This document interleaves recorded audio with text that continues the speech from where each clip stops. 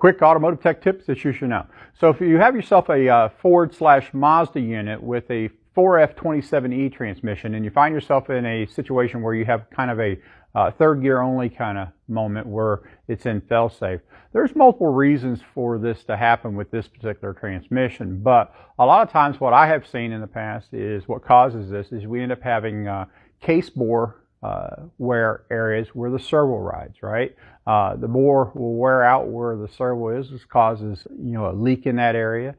When it has a hydraulic pressure leak, that ends up leaking over into the direct clutch circuit, which ends up causing the direct clutches to burn out, which in most cases this will end up requiring, your case to be re-sleeved. You can go in there and re-sleeve it and put a new bushing in, or you just have to replace the case with a new case or maybe a good used case. The other thing that I found is you'll find a lot of times is the rear cover starts to wear where the ceiling rings ride, where they ride up into the drum, and you'll get slight groove cut into the drum. Sometimes not so noticeable with your fingers and when you're visually looking at it, but it's there. What happens is when that drum wears and the ceiling rings wear on the rear cover, the cover will have side to side ceiling ring wear right there.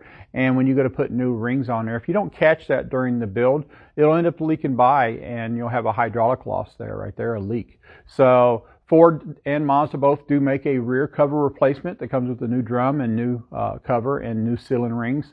I 100% recommend that during the build on these transmissions for every one of these transmissions, because it's not a matter of if it's going to fail, it's a matter of when. So it may not be worn at the time you're building it, but it certainly will be worn probably by the time it gets outside of your warranty. So I suggest you probably replace those during the process as your recipe for rebuilding that transmission.